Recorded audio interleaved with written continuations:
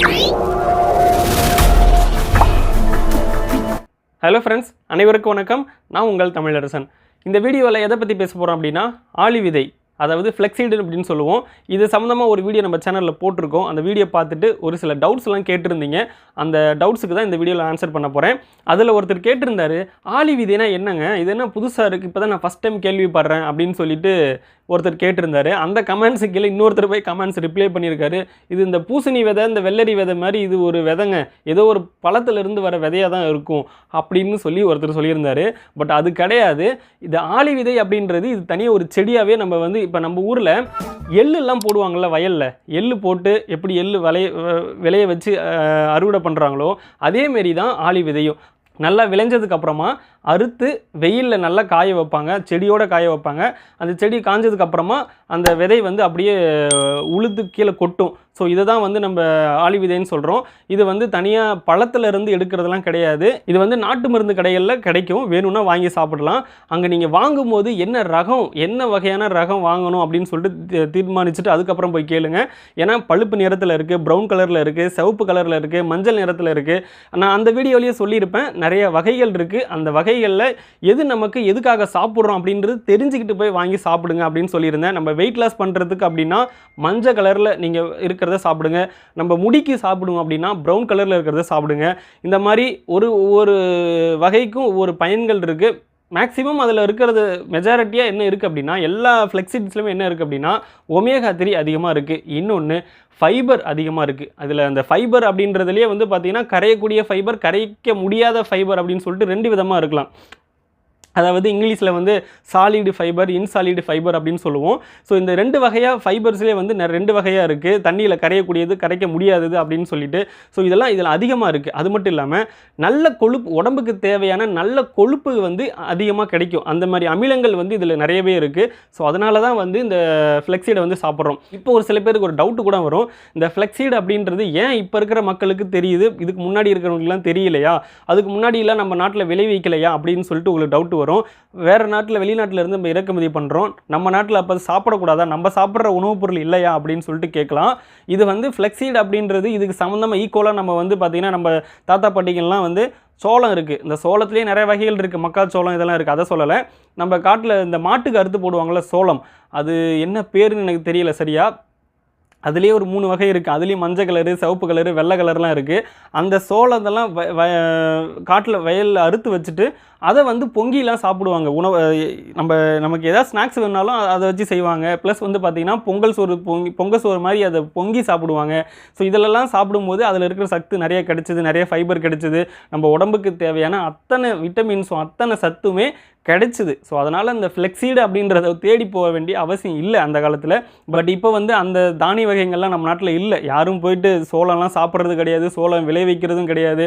So அதனால் வந்து இது ஃபாரின்ஸில் வந்து நிறைய பேர் இதை விளைவிக்கிறாங்க. ஃபாரின்ஸில் எப்போவுமே இதை சாப்பிட்டுக்கிட்டு தான் இருக்காங்க. ஸோ அங்கே ஈஸியாக கிடைக்குது. ஸோ அதனால் வந்து அங்கேருந்து நம்ம நாட்டுக்கு, இந்தியாவுக்கு இறக்குமதி பண்ணி நம்ம சாப்பிட்றோம். ஸோ இந்த ஃப்ளெக்ஸீடு வந்து நம்ம ஏன் சாப்பிடணும், இது உண்மையாலுமே நம்ம சாப்பிட்ணுமா வேணாமா, இந்த வீடியோ ஃபஸ்ட் நான் எதுக்காக பார்க்கணும் அப்படின்ற டவுட்டு கூட உங்களுக்கு வந்திருக்கலாம். ஃப்ளெக்ஸீடு சாப்பிட்றதுனால என்னென்ன நன்மைகள் இருக்குது அப்படின்னு நான் ஃபஸ்ட்டு சொல்லிடுறேன். அதாவது இருதய நோய் வந்து வராதுங்க, ஹார்ட் டிசீஸ் எதுவும் வராது. ப்ளஸ் நமக்கு வந்து பார்த்திங்கன்னா இந்த ஸ்ட்ரோக் பிரச்சனை இருக்கிறவங்கலாம் வந்து இந்த ஃப்ளெக்ஸீடு சாப்பிட்லாம், ஸ்ட்ரோக் வந்து க்யூர் ஆகும். அதுக்கப்புறம் மெயினான ஒன்று, வெயிட் லாஸ் பண்ணுறதுக்கு, வெயிட்டை ரெடியூஸ் பண்ணுறதுக்கு சாப்பிட்லாம். ஹேர் ரீக்ரோத் பண்ணுறதுக்கு இது ஹெல்ப் பண்ணுது. ஹேர் ரீக்ரோத் பண்ணுறதை எப்படி ஹெல்ப் பண்ணுது அப்படின்னா, நம்ம ஆண்களுக்கு வந்து பார்த்திங்கன்னா இந்த முடி உதிர்வுக்கு மிகப்பெரிய ஒரு காரணம் டிஹெச்டி ஹார்மோன் தான். அந்த டிஹெச்டியை வந்து இது கண்ட்ரோல் பண்ணுறதுனால நம்ம தலையில் ஆல்ரெடி ஹேர் ஃபாலிக்ஸ் இருக்கிறது வந்து கண்டிப்பாக அது எந்த ஒரு தடையும் இல்லாமல் தூண்டி வளர வைக்கும். ஸோ இதுக்காக தான் வந்து இந்த ஃப்ளெக்ஸீடு சாப்பிட சொல்கிறாங்க. ஆனால் இந்த மக்களுக்கு வந்து நிறைய சந்தேகம், இந்த ஃப்ளெக்ஸீடு சாப்பிட்றதுனால, இந்த ஆளி விதை சாப்பிட்டோம் அப்படின்னா நமக்கு வந்து ஆண்மை குறைவு வருமா அப்படின்னு சொல்லிட்டு ஒரு சில பொருளைகள்லாம் இருக்குது. இதற்கு என்னுடைய பதில் என்ன அப்படின்னா, அளவுக்கு மீறினா அமிர்தமும் நஞ்சு அப்படின்ற மாதிரி நம்ம இது அதிகமாக எடுக்கும் போது தான் நமக்கு பிரச்சனை கொடுக்கும். ஒரு அளவுக்கு ஒரு நாளைக்கு வந்து 2 கிராம் 3 கிராம் சாப்பிட்றதுனால நமக்கு நன்மைகள் தான் கிடைக்கும்.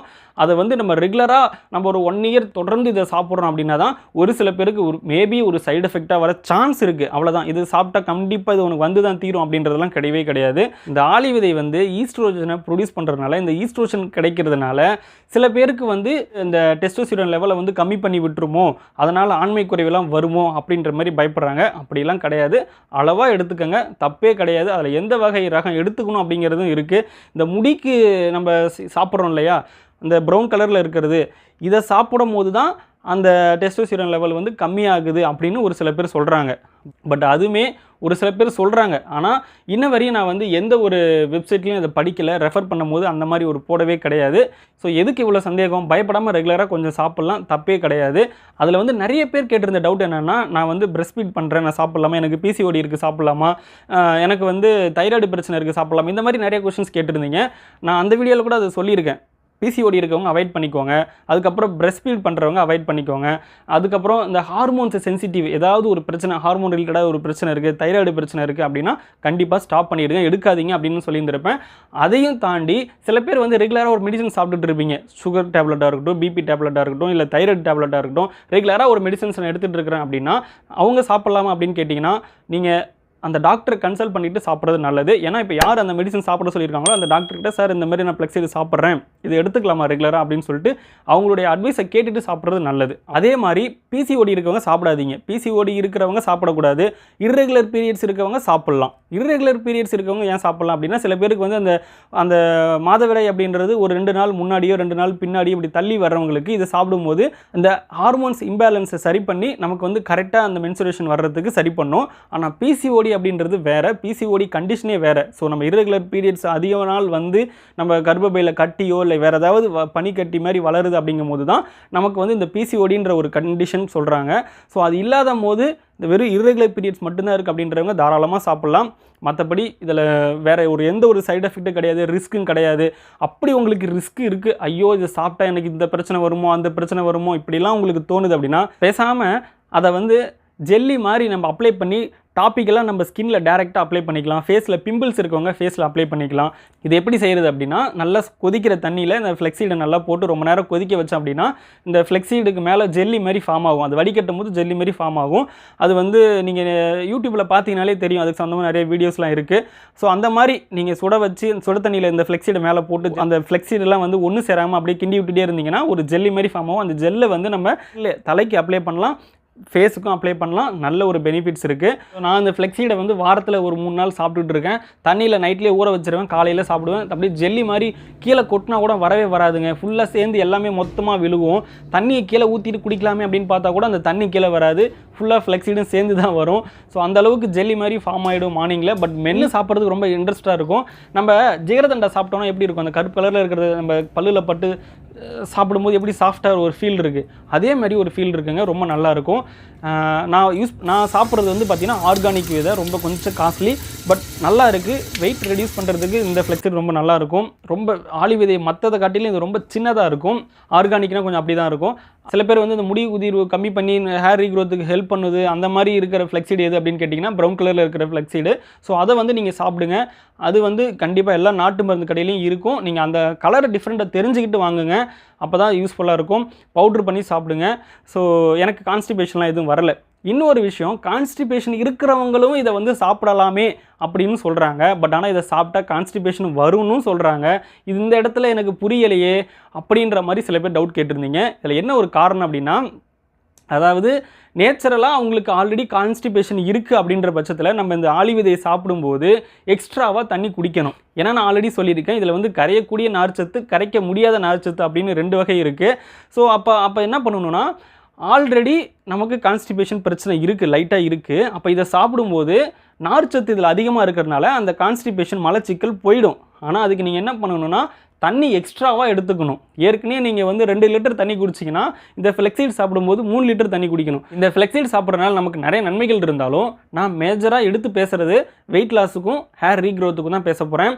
இந்த வெயிட் லாஸ் எப்படி பண்ணுது, இந்த ஃப்ளெக்ஸீடு சாப்பிட்றதுனால எப்படி வெயிட் ரெடியூஸ் ஆகுது அப்படின்னா, நிறைய கெட்ட கொழுப்பு உள்ளவங்க, நம்ம உடம்புல ஊழ சதையெல்லாம் இருக்கு இல்லையா, அதெல்லாம் குறைக்கணும்னு நினைக்கிறவங்க இந்த ஃப்ளெக்ஸீடு சாப்பிட்லாம். எந்த மாதிரியான ஃப்ளெக்ஸீடு சாப்பிட்ணும், யார் எந்த மாதிரியான ஃப்ளெக்ஸீடு சாப்பிட்ணும் அப்படிங்கிறத டிஸ்கிரிப்ஷனில் நான் லிங்க் கொடுத்துருக்கேன். வேணும்னா நீங்கள் அதை ஆர்டர் பண்ணி வாங்கிக்கோங்க. சரி, ஓகே. இப்போ இந்த ஃப்ளெக்ஸீடு சாப்பிட்றதுனால எப்படி வெயிட் லாஸ் ஆகுது அப்படின்னா, இந்த ஃப்ளெக்ஸீடில் அதிகமாக நான் சொன்ன மாதிரி வந்து ஃபைபர் அதிகமாக இருக்குது. ஃபைபர் அதிகமாக இருக்குது. ஆனால் இதில் கார்போஹைட்ரேட் ரொம்ப கம்மியாக இருக்குது. கார்போஹைட்ரேட் வந்து கம்மியாக இருக்கிறதுனால நமக்கு வந்து சுகர் லெவல் வந்து கம்மி. ஸோ அதனால் நமக்கு அதிகமாக சாப்பிடணும்னு தோணாது. மீன்ஸ் பசி எடுக்காது, மந்தமாக இருக்கிற மாதிரி இருக்கும். ஸோ அதிகமாக கார்போஹைட்ரேட் நம்ம உடம்புக்கு சேராது. இந்த நார்ச்சத்து என்ன பண்ணுது அப்படின்னா, நம்ம உடம்புல நான் ஆல்ரெடி ஒரு வீடியோ போட்டிருக்கேன், வெயிட் லாஸை பற்றி ஒரு வீடியோ போட்டிருக்கேன். அதிலே சொல்லியிருக்கேன், நம்ம உடம்புல வெயிட் வந்து ரெடியூஸ் பண்ணணும் அப்படின்னா கெட்ட கொழுப்பை கரைக்கணும். ஸோ அப்போ நம்ம உடம்புல இருக்கிற அந்த கெட்ட கொழுப்பை கரைச்சா மட்டும்தான் நம்ம உடம்புல அந்த கொழுப்பெல்லாம் குறைஞ்சி வெயிட் ரெடியூஸ் ஆகும். அதுக்கு என்ன தேவை அப்படின்னா ஃபைபர் தான் தேவை. அந்த ஃபைபர் வந்து டைஜஷன் ஆகிறதுக்கு, அது வந்து செரிமானம் ஆகிறதுக்கு நிறைய ஃபேட்டு தேவைப்படும். அப்போ நம்ம உடம்புல இருக்கிற ஃபேட்டெல்லாம் ரெடியூஸ் ஆகி வெயிட் லாஸ் ஆகுது. அப்போ ஒரு சில பேருக்கு டவுட்டு வரும், நான் ஆல்ரெடி வெயிட் லாஸ் தான் இருக்கேன், நான் ரொம்ப வெயிட் கம்மியாக தான் இருக்கேன், இதை சாப்பிட்டா இன்னும் நான் வெயிட் கம்மியாகிடுவேனா அப்படின்ற மாதிரி உங்களுக்கு டவுட் வரும். நீங்கள் ஆல்ரெடி வெயிட் கம்மியாக தான் இருக்கிறீங்க, ஏன்னா உங்களுக்கு அதிகமான ஃபேட்டு கிடையாது உடம்புல. ஸோ அதனால தான் நீங்கள் நார்மலாக இருக்கிறீங்க. நீங்கள் இதை சாப்பிட்றதுனால வெயிட் லாஸ்லாம் ஆக மாட்டீங்க, இருக்கிறத கரெக்டாக மெயின்டைன் பண்ணலாம். ஸோ அந்த மாதிரி ஒரு டவுட் நிறைய பேர் கேட்டிருந்தீங்க, நான் ஆல்ரெடி வெயிட் கம்மியாக இருக்கேன், நான் சாப்பிட்டா எனக்கு இன்னும் பிரச்சனையா அப்படின்ற மாதிரி கேட்டிருந்தீங்க. அப்படிலாம் கிடையாது. வெயிட் அதிகமாக இருக்கிறவங்க இதை சாப்பிட்டா இந்த மாதிரி ஒரு ப்ராசஸ் நடக்கும், அவ்வளோதான். மற்றபடி எல்லாருமே சாப்பிட்லாம். ஓகே, இந்த ஹேர் ரீக்ரோத் அப்படின்னு நான் சொல்லும்போது கண்டிப்பாக ஜெல் அப்ளை பண்ணலாம். நம்ம ரெகுலராகவும் மார்னிங் சாப்பிட்லாம், நைட்டில் தண்ணியில் ஊற வச்சு காலையில் சாப்பிட்லாம், பவுட்ரு பண்ணி சாப்பிட்லாம். இந்த மாதிரி நிறைய விதமாக நம்ம சாப்பிட்லாம். ஸோ இதுதான் உங்களுக்கு சொல்லணும்னு நினச்சேன், சொல்லிட்டேன்னு நினைக்கிறேன். அதுக்கப்புறம் இந்த ஆளி விதையை வந்து நீங்கள் வச்சுருக்கிறது வந்து காற்று புகாத மாதிரி எடுத்து வச்சுருக்கணும். காற்று நிறைய புகுந்துருச்சு அப்படின்னா அது வந்து வேஸ்ட் ஆகிடும், அதனுடைய தன்மை கெட்டு போயிடும், ரொம்ப நாளைக்கு இருக்காது, சீக்கிரமாக சவுத்து போன மாதிரி ஆகிடும். ஸோ அதனால் காற்று படாத மாதிரி எப்பவுமே வச்சுக்கோங்க. காற்று அடைச்சி உள்ளே இருக்கக்கூடாது. நீங்கள் அந்த மூடி வச்சுருந்தீங்கன்னா அது உள்ளே காற்று இல்லாத மாதிரி வச்சுக்கோங்க, நிறச்சி வச்சுக்கோங்க. பவுட்ரு பண்ணி வச்சிங்கனாலும் அடிக்கடி ஓப்பன் பண்ணி வைக்கிற மாதிரி எடுத்து டெய்லியும் ஓப்பன் பண்ணுற மாதிரி வைக்காதீங்க. ஸோ அந்த மாதிரி பார்த்துக்கோங்க. ஃப்ளெக்ஸீட் வேணும் அப்படின்னா டிஸ்கிரிப்ஷன் லிங்க் கொடுக்குறேன், வாங்கிக்கோங்க.